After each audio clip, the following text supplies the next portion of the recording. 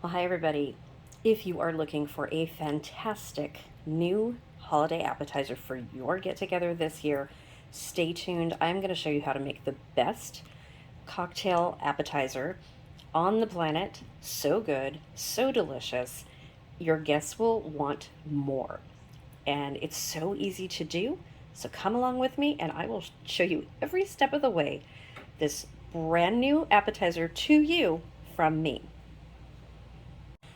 Well, hey everybody, welcome back to another episode with the Canning Nana. Today I'm doing a video as part of a collaboration with Pike Creek Farm, the 12 Days of Christmas Indulgence. I want to thank Renee over there at Pike Creek Farm for inviting me to do this collaboration. And because of everything that's been going on here with the street and some other things, I'll update you guys in another video. I am late putting this out and I do apologize for that. But I do want to get this done because this is one of the best appetizers that I grew up with. So this comes from my Italian heritage. Some of you guys may have seen something similar to this. I've seen similar recipes like from the Midwest and things, but not exactly the same.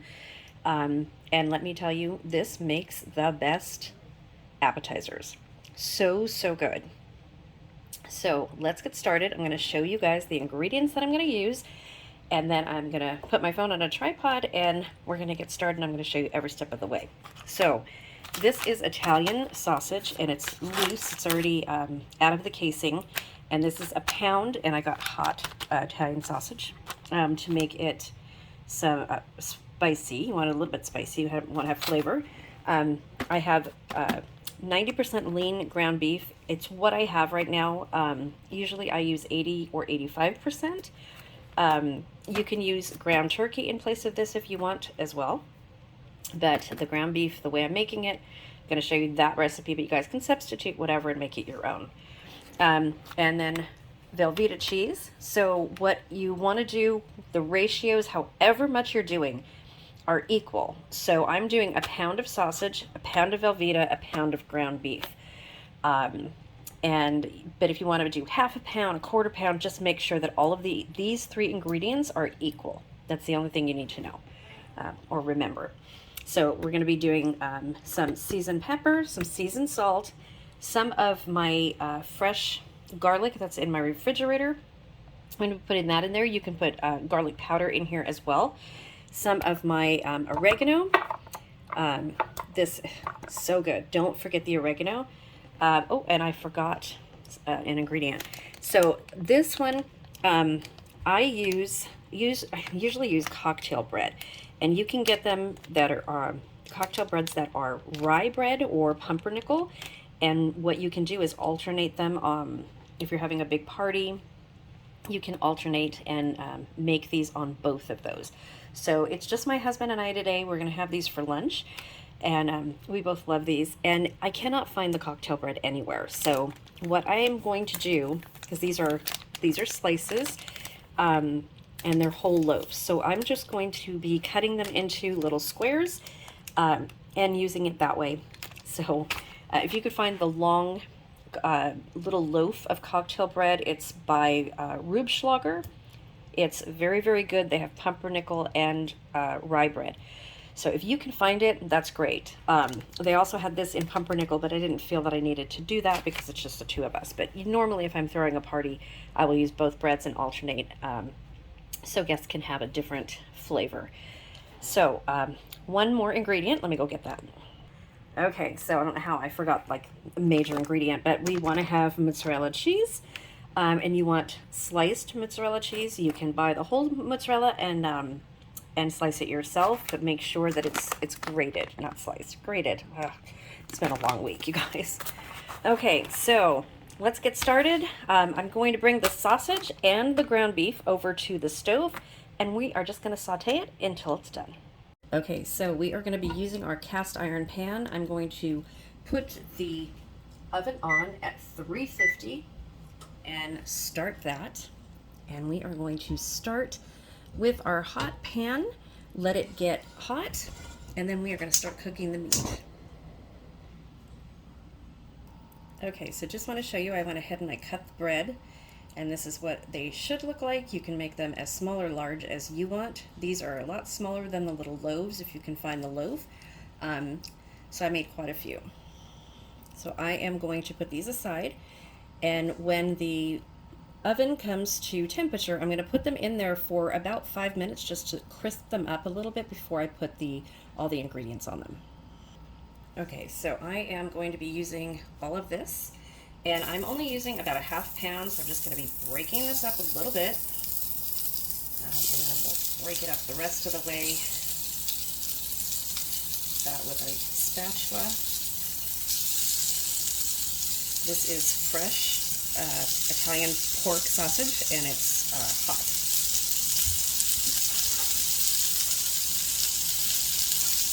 And I'm going to be doing the same thing with the ground beef. These can cook together. You can make all the ingredients together, save time. I used to do these separate, put these aside. So much easier doing them all together. Okay, so all you want to do is break these up. And I'll put this on low so it will turn up a little bit. You just want to break up the meat into little pieces. So you want crumbles, not chunks, because you're going to be putting all of this mixture onto these little teeny slices of bread. So this is one of the best appetizers that I have ever made for parties and get-togethers and stuff like that. And I used to make them for a quick dinner for my kids. My kids used to love these. So, haven't made these in several years, really. Probably, goodness, over 5 years, I think. So, this is a treat for us, too.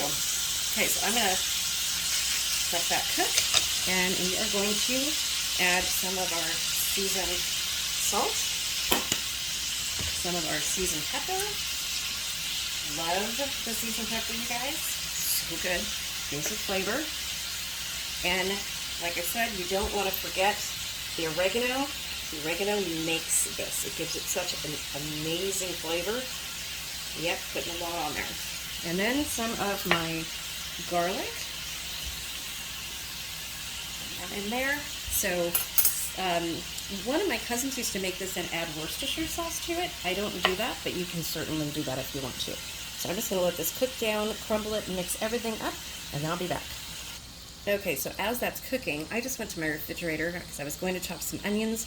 Sometimes I put onions in this. I remembered we had patty melts last night, and we had some caramelized onions left over, so I went ahead and I chopped those. So I'm going to add those to the mixture.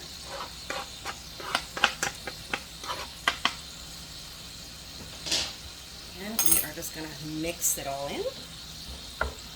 This is how fast this comes together, too.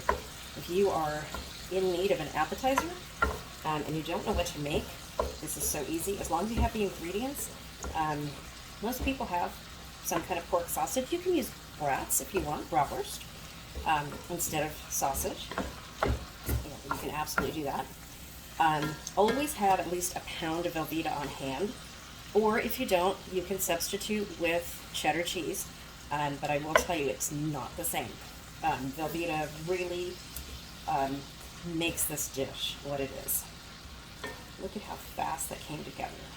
Just make sure that all of your meat pieces are all broken up and thoroughly cooked, because this is going to go in the oven and everything is going to be done. All you're going to be doing is melting mozzarella cheese on it. So I'm going to put the bread into the oven for about 5 minutes. Just let it crisp up a little bit, and then I will be back. Okay, so this mixture is completely done. So if you are using less or more fat in your ground beef, you're going to have a lot of oil in your pan. A little bit is perfectly fine, but you don't want it swimming in oil. So you want to remove that oil. You want to drain the oil before you put your cheese in. So that's what I'm going to be doing. I don't have any grease, I mean barely, and I want to keep this nice and moist. So I'm just going to leave this in here. It's not going to hurt. Just don't, if you have a lot, make sure that you take it out, because it will make it really slimy and yucky, and you don't want that. Okay, so we have the Velveeta cheese here, and I have cut it into just little squares, and I'm going to lower the heat all the way on low. Make sure it's nice and stirred. You can also remove the heat Just take it off the heat if you want to. Just turn it completely off. So you want all of the meat spread out like that, and then you want to start putting your Velveeta on there. And this is about a half a pound because I'm doing equal parts, and I did half a pound of ground beef, half a pound of pork, and now half a pound of the Velveeta. So let me mix this up or break this up a little bit more.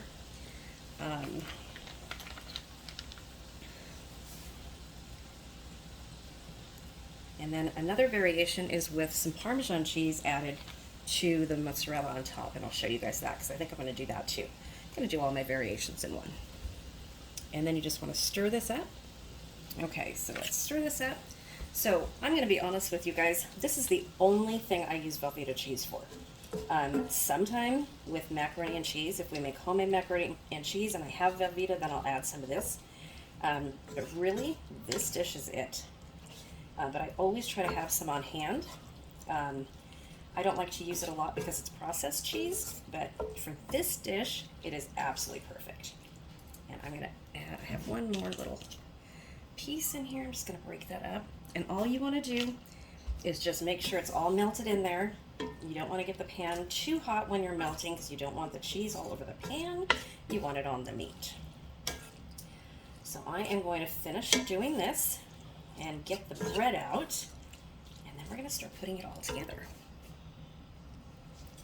Okay, so I just took the bread out of the oven, and all you want to do is, for the bread, you can either make it a little bit crispy. I know this is really close. You can make it a little bit crispy, but making it hot ensures that it's not going to get soggy in there from the bread, because if you have any of these left over, they freeze really well, they refrigerate really well, and you don't want it to sit on there and make the bread soggy. It's the last thing that you want to do. And you can make this meat ahead of time with the cheese and everything in there and then freeze it. When you take it out of the freezer, you are going to want to heat it in a pan. Don't microwave it. It does not come out right. You want to reheat it in a hot pan, preferably cast iron if you have it, so that it's nice and hot. I wish you guys can smell this. Between the fresh sausage that I got and all the spices in here, the oregano, it smells amazing. So yeah, so you want all the cheese to hold the mixture together, and it looks like I've got exactly the right amount of cheese. And as long as you remember equal parts beef, sausage, and cheese, you can't go wrong. You can make these for yourself for lunch, like we're doing, or for a big party. So I have made these, I've made hundreds of these little things for parties that I've had. Yeah, goodness. So I learned how to do this when I was 19 from some of my family in New Jersey that used to make these all the time, and I had never heard of them before. But it's apparently a very popular dish, at least back there. And the way my cousin did it like this with the Italian oregano in it, just gives it a little Italian flair, you know, with the Italian sausage and everything. And it is really, really good. Okay, I'm going to finish doing this, and then we're going to show you how we put it on the bread and top it with cheese. One more tip as you guys are doing this, mixing the cheese in, make sure that you're folding it in on top of itself. This way you get all of the little pieces of cheese. Make sure that they're all melted through. And once this is sufficiently all melted in, you can completely remove it from heat or just keep it on a very, very low flame. The Velveeta is not going to burn. It's not going to do anything. Okay, let's get those breads ready. Okay, so we have the bread right here. We have our mixture right here. And I'm going to focus the camera on these so that you guys can see. Try not to get any of the mixture on the pan. It burns in the oven. So let's get started. Okay, so I like to use just a regular teaspoon. And we're going to start putting it on some of the bread. Do it right in the middle. See, I got it on the pan already, first one. And this pan is hot. So I like to pile it on there. I've always put a lot on here, on the breads. I know some people that make this don't do it that way. They only put a little bit on each one. But I like to really, you know, if I'm having a party, I like to give my guests really good appetizers, and like I said, we used to use these for dinner, and we are definitely using these for lunch today. These are pretty filling. So I'm going to finish doing this, and then I'm going to take you back here and show you how we top them with our cheese and put them in the oven. Okay, so I have our cheeses ready. This is some grated Parmesan and some grated mozzarella. And all we're gonna do is put a little teeny bit, so these are all done, you guys can see that. We're just gonna put a little teeny bit of the parm on the appetizers. A little teeny bit, just to give it a little bit of flavor, because we wanna make room for the mozzarella. That's what's gonna give it a lot of the flavor. You just want to go through and just put a little bit on each one. And these will look like they're drying out a little bit. That's the Velveeta. Oops, this pan is hot. That's a normal thing that happens with Velveeta. So don't worry about that. It'll be nice and moist when it comes out of the oven. Looks like I need a little bit more parm. Okay, I'm gonna go get me some more parm, and I will be right back. Okay, all the parm's done. Now we're gonna take the mozzarella, and you're gonna push it in there. Get to the middle so you guys can see. So I put a lot of mozzarella on here, and I'm getting it all over the pan. I really didn't want to do that. You just push it on there, make sure that it sticks. It looks like I'm gonna have a cheesed pan. Really didn't want that, but it's fine. The grated mozzarella will melt very, very quickly. And you want to do these as fast as you can because these are still hot. And all you're doing in the oven, like I said, is just making sure that the cheese is melted. Looks like I'm going to have to get some more parm. Okay, let me finish these and then I'll get right back to you guys. Okay, so this is what they should look like when all of the cheese is on it. And I really don't have a name for these. My kids used to call them the little bread things, but they are the perfect appetizer for any party. Any party. Okay, so I am going to get these in the oven, and then I will show you what they look like when they're done. Put them in the oven only as long or until the cheese on the top melts.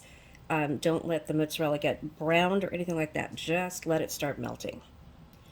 Okay, you guys, here is the finished results. I'm going to get these onto a dish so that I can serve them for lunch, and I'll show you what they look like. But look at how fast, easy, and they are super delicious. Okay, you guys, this is how I'm going to serve them. We're just going to have a little side salad with it, and that's it. This is going to be lunch. Let me know if you guys try this. The word of the day is going to be little bread things, because that's what my kids used to call these, the little bread things. I don't have another name for them. They're just Italian appetizers.